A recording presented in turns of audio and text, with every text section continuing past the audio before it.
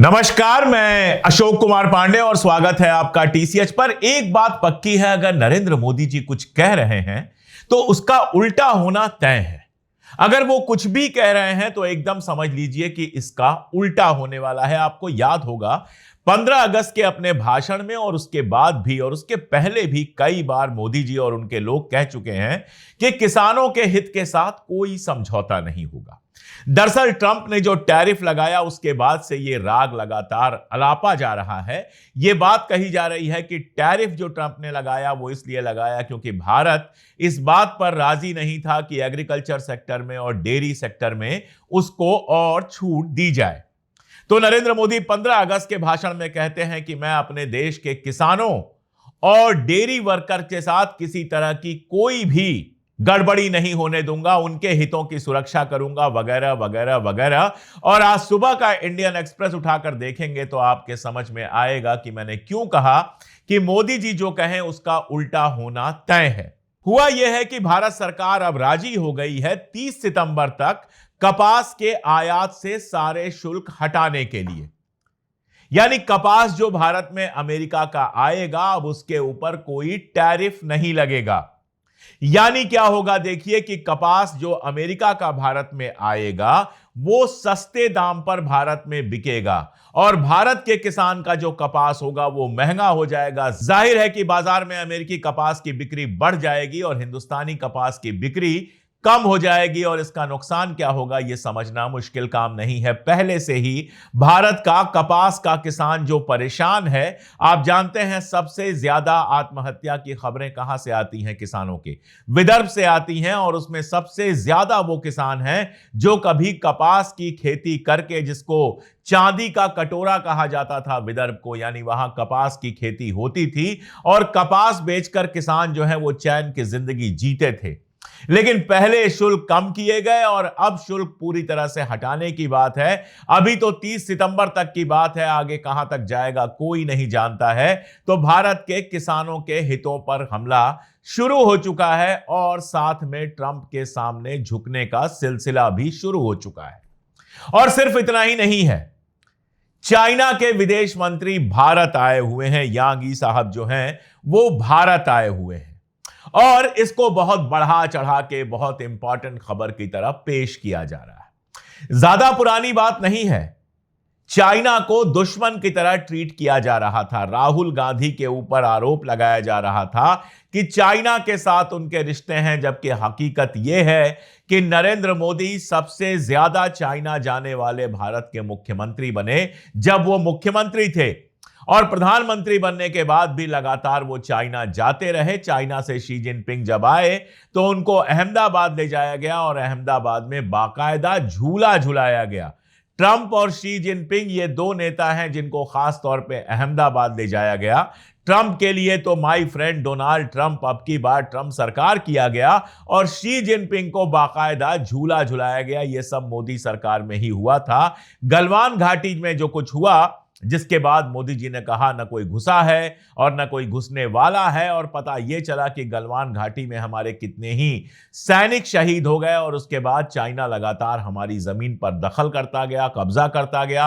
अरुणाचल के कई इलाकों के नाम बदलने की बात आई, फिर आया दुनिया का सबसे ऊंचा डैम बना रहा है जिसके चलते हमारे पूर्वोत्तर राज्यों में तमाम तबाहियां आ सकती हैं। तो चाइना कल तक दुश्मन था, पाकिस्तान के साथ आपकी झड़प हुई, आपकी जंग हुई, आपकी स्कर्मिश हुई, जो भी कहना चाहें, और चाइना पूरी तरह से जाके पाकिस्तान के साथ खड़ा हो जाता है। आप अमेरिका के भरोसे उछल रहे थे और चाइना को लगातार दुश्मन बना रहे थे, और अब क्या कर रहे हैं? अब चाइना के विदेश मंत्री का स्वागत हो रहा है। उसके पहले हमारे विदेश मंत्री और रक्षा मंत्री जो हैं वो चाइना जा चुके हैं और यही नहीं, नरेंद्र मोदी भी चाइना जाने वाले हैं। तो जो चाइना कल तक दुश्मन था अचानक आपका दोस्त बन गया। यहां पर नरेंद्र मोदी की एक और बात, नरेंद्र मोदी आजकल अक्सर कहते रहते हैं कि स्वदेशी अपनाइए, देश में बनी हुई चीजों का प्रयोग कीजिए। यह अलग बात है कि चाहे मोदी की घड़ी हो, चाहे उनका चश्मा हो, चाहे उनके कपड़े हो, चाहे उनके जूते हो, चाहे उनकी गाड़ी हो, चाहे उनकी जहाज हो, सब कुछ विदेश से बन के आता है। खबर तो यहां तक आई थी कि जो मशरूम वो खाते हैं वो भी विदेशों से मंगाया जाता है। पता नहीं हिंदुस्तानी पानी पीते हैं या वो भी किसी और देश से आता है। खैर, वो गांधी जी तो है नहीं कि कहेंगे पहले खुद अपनाओ फिर दूसरों को भाषण दो। उनको तो भाषण देना आता है और भाषण लगातार वो देते रहते हैं। तो लगातार कह रहे हैं स्वदेशी अपनाओ। और चाइना के जब विदेश मंत्री आए हैं तो भारत में खुशी किस चीज की मनाई जा रही है? अखबार रिपोर्ट क्या कर रहे हैं? अखबार रिपोर्ट यह कर रहे हैं कि चाइना फर्टिलाइजर यानी खाद, रेयर अर्थ मटेरियल और टनल बनाने के लिए जो मशीनें होती हैं वो हमको देने के लिए तैयार हो गया है। एक और वीडियो आया था जिस वीडियो में अडानी जी जो है वो चाइना की किसी कंपनी में दिखाई दे रहे हैं। उनको उस कंपनी का सारा कुछ, फैक्ट्री का सारा कुछ दिखाया जा रहा है और उसके साथ न्यूज ये लगती है कि वो वहां की टेक्नोलॉजी वगैरह वगैरह खरीदने में बहुत इंटरेस्टेड हैं। चाइना के साथ अडानी जी का बिजनेस है, ये सब हम लोग जानते हैं। तो बात आप स्वदेशी की कर रहे हैं, लेकिन खुश इस बात पे हो रहे हैं कि आपकी खेतों के लिए खाद, आपके एक्सपेरिमेंट्स के लिए रेयर अर्थ मटेरियल और टनल खोदने के लिए टनल की जो मशीन है वो चाइना से फिर से मिलने लगेगी, क्योंकि चाइना जो है वो अब आपका दोस्त बनने लगा है। असल में क्योंकि ये सारा कुछ आप बना नहीं सकते हैं। आपने अपने 11 साल के राज्य में कुछ भी बनाना नहीं शुरू किया है। मेक इन इंडिया को असेंबल इन इंडिया बना दिया है। हर जगह से सामान लो, यहां पर असेंबल करके बेच दो। और अब चाइना के सामने आप झुके इसलिए हैं क्योंकि अमेरिका आपके ऊपर लगातार टैरिफ लगा रहा है, ट्रंप लगातार आपकी बेइज्जती कर रहा है और चाइना ने फर्टिलाइजर, रेयर अर्थ मटेरियल और टनल मशीन देने में बैन कर दिया था, इनको देना बंद कर दिया था, जिससे आपको परेशानी हो रही थी। तो अब आप जाकर चाइना के सामने झुक जाते हैं और बदले में क्या हुआ है? हिंदुस्तान टाइम्स ये कहता है कि हमारे जो विदेश मंत्री जयशंकर हैं उन्होंने कहा है कि इंडिया की पोजीशन जो है वो ताइवान पर बिल्कुल बदली नहीं है। लेकिन जब आप और गौर से देखते हैं तो चाइना का विदेश मंत्रालय जो ट्वीट करता है उसमें लिखता है कि भारत ने यह कहा है कि ताइवान चाइना का हिस्सा है, जबकि भारत के विदेश मंत्रालय का जो ट्वीट आया है उसमें इस बात का जिक्र नहीं है। ऐसा करके आप क्या छुपा लेंगे? अमेरिका आराम से देख रहा होगा जिससे आप छुपाना चाहते हैं, वो चाइना का ट्वीट भी बड़े आराम से देख रहा होगा। चाइनीज भाषा में है तो आपको लगा होगा हिंदुस्तानी समझ नहीं पाएंगे, लेकिन आजकल ट्रांसलेट बटन होता है, वो दबाइए तो वही बात अंग्रेजी में आ जाती है। यानी चाइना के सामने आपने ये मान लिया कि ताइवान चाइना का हिस्सा है। भारत की पहले की पोजीशन भी इससे कोई अलग नहीं है। लेकिन यहां पर आप समझिए कि अमेरिका की पोजीशन बिल्कुल अलग है। अमेरिका ताइवान को अलग देश मानता है और अमेरिका ताइवान को सिक्योरिटी देता है। दरअसल ताइवान जो है वो अमेरिका का एक तरह से सैनिक अड्डा है और चाइना और अमेरिका के बीच में जो तमाम मुद्दे हैं उनमें ताइवान भी बड़ा मुद्दा है। लेकिन जो अमेरिका आपके ऊपर टैरिफ पर टैरिफ लगाता है, बेइज्जती पर बेइज्जती करता है, उसके अखबार छापते हैं कि इंडिया इज फाइनेंसिंग रशियन वार, वही अमेरिका, वही मार्क रूबियो कहते हैं कि चाइना के ऊपर हम सैंक्शन नहीं लगा सकते, जबकि चाइना रूस से 47% क्रूड खरीद रहा है। आप दूसरे नंबर पे हैं, आप केवल 38% खरीद रहे हैं। लेकिन 38% क्रूड खरीदने के बावजूद आपके ऊपर अमेरिका एक के बाद एक टैरिफ लगाता है और टैरिफ बढ़ाने का, पेनाल्टी लगाने का लगातार धमकी देता है। चाइना के बारे में रूबियो कहते हैं कि हम चाइना के ऊपर कोई टैरिफ नहीं लगाएंगे, क्योंकि चाइना के ऊपर टैरिफ लगा तो वर्ल्ड मार्केट में दाम बढ़ जाएगा क्रूड ऑयल का। क्यों? क्योंकि चाइना रिफाइन करके उसी तेल को यूरोप में बेच रहा है और यूरोप पहले ही रशिया से गैस खरीद रहा है। तो यूरोप रशिया से गैस खरीदे तो भी अमेरिका को कोई दिक्कत नहीं है, चाइना रशिया से तेल खरीदे तो भी अमेरिका को कोई दिक्कत नहीं है। आप खरीद रहे हैं उससे दिक्कत है, दरअसल आपसे भी दिक्कत नहीं है। वो जानता है कि चाइना को वो दबा नहीं सकता, झुका नहीं सकता। चाइना के ऊपर टैरिफ लगाएगा तो चाइना उसको भी रेयर अर्थ मटेरियल और टनल वगैरह की चीजें देना, मशीनरी देना बंद कर देगा। सेमीकंडक्टर का प्रोडक्शन बंद हो जाएगा उसके यहां, और इसीलिए चाइना के सामने वो झुकते जा रहा है। आपको जानता है कि आप सिर्फ भाषण दे सकते हैं, किसी और काम के नहीं हैं। आप आज नहीं कल झुकेंगे ही झुकेंगे, इसलिए आपके ऊपर लगातार टैरिफ बढ़ाता जा रहा है, आपके साथ लगातार बदतमीजी कर रहा है, आपको लगातार बेइज्जत कर रहा है। यह डंका है मोदी का जो दुनिया भर में बज रहा है। यह हकीकत है जो अब सबके सामने आ गई है। असल में जो कपास पर से टैरिफ हटाया गया है, अमेरिकी कपास जो हमारे यहां आती है उससे टैरिफ हटाया गया है, वो किसानों के लिए तो नुकसानदायक है, लेकिन पूंजीपतियों के लिए बहुत जरूरी था, क्योंकि हमारे यहां से अमेरिका को सूती टी शर्ट जो हैं वो काफी बिकती हैं। अमेरिका में जितनी सूती T shirt, cotton T shirt खरीदी जाती हैं, उसका 9.71% इंडियन जो एक्सपोर्ट होता है उससे बिकता है। यही नहीं, महिलाओं और लड़कियों के जितने सूती कपड़े खरीदे जाते हैं अमेरिका में, उसका 6.52 इंडिया से बिकता है। और बच्चों के जो कपड़े होते हैं उसमें 5.46% जो है वो इंडियन एक्सपोर्ट से जाते हैं। दरअसल अमेरिका जितना भी कपड़े खरीदता है उसमें 10% टी शर्ट, 36% महिलाओं के कपड़े और 20% बच्चों के कपड़े भारत से आते हैं। इसके अलावा कालीन भारत से जाता है, और कालीन का जो हिस्सा है वो भी काफी बड़ा है। ये डर था, ये बताया जा रहा था कि ये टैरिफ जो है वो कालीन उद्योग को पूरी तरह से खत्म कर देगा। भारत का जितना निर्यात है घरेलू कपड़ों और कालीन का, 60% एक्सपोर्ट जो है वो घरेलू कपड़ों का और 50% कालीन का अमेरिका अकेले लेता है। यानी भारत अगर 100 रुपए का घरेलू कपड़ा दुनिया भर में बेचता है तो 60 रुपए का कपड़ा अकेला अमेरिका खरीदता है, और भारत अगर 100 रुपए का कालीन बेचता है तो 50 रुपीस का, 50 रुपए का आधा जो है वो अमेरिका खरीदता है।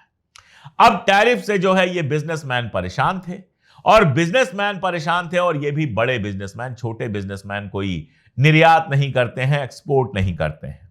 तो इनको राहत देने के लिए कि हम ड्यूटी खत्म करेंगे तो अमेरिका भी ड्यूटी खत्म कर देगा, इनका बिजनेस चलता रहेगा। आपने ड्यूटी खत्म कर दी, जिसका सारा जो भार है वो किसानों पे पड़ेगा, क्योंकि हिंदुस्तान का मार्केट, जैसा मैंने आपको बताया, अमेरिकी सस्ते कॉटन से भर जाएगा, और भारत के किसान का कॉटन, कपास मार्केट से बाहर हो जाएगा। भारत का किसान जो है वो अपने कपास को मार्केट में बेच नहीं पाएगा, या फिर उसको लागत से भी बहुत कम दाम पर कपास बेचना पड़ेगा, जिससे उसका घाटा लगातार बढ़ता जाएगा। लेकिन इसकी चिंता मोदी जी को नहीं है। चाइना के पास आप जाकर झुक रहे हैं और लगातार झुकते चले जा रहे हैं।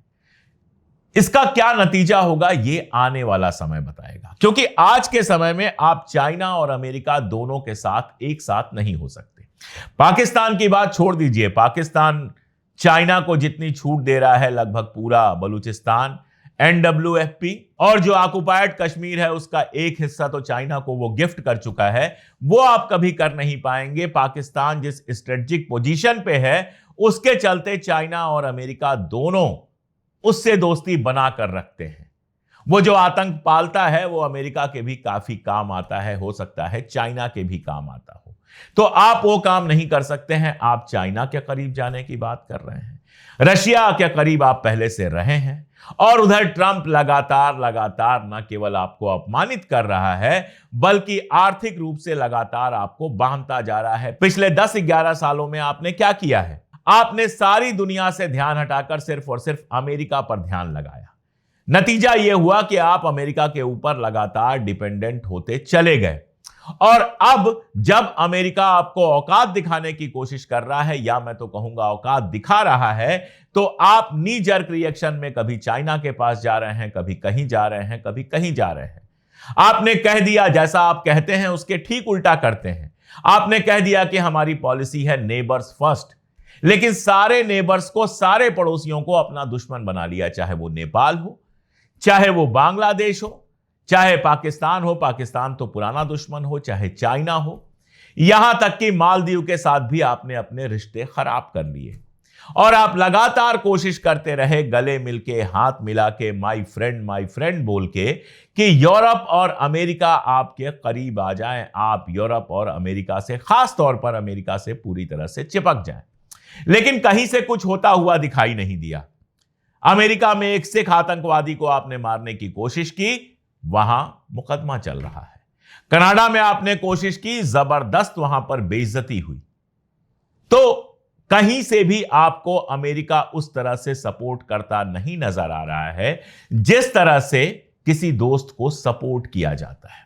अमेरिका का अदना सा अधिकारी भी आपको कुछ बोलकर चला जा रहा है और अब आप कर रहे हैं चाइना से रिश्ते बनाने की कोशिश। मुझसे अगर कोई पूछे तो भारत के लिए सबसे नेचुरल यही है कि रशिया, चाइना और अपने अड़ोस पड़ोस और साउथ ग्लोबल जो देश हैं उनके साथ रिश्ता अच्छा बनाए, उनके साथ व्यापार बढ़ाए।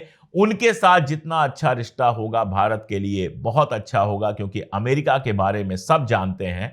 किसिंगर कह गया है कि अमेरिका के दुश्मन होने में तो खतरा है, लेकिन दोस्त होने में ज्यादा खतरा है।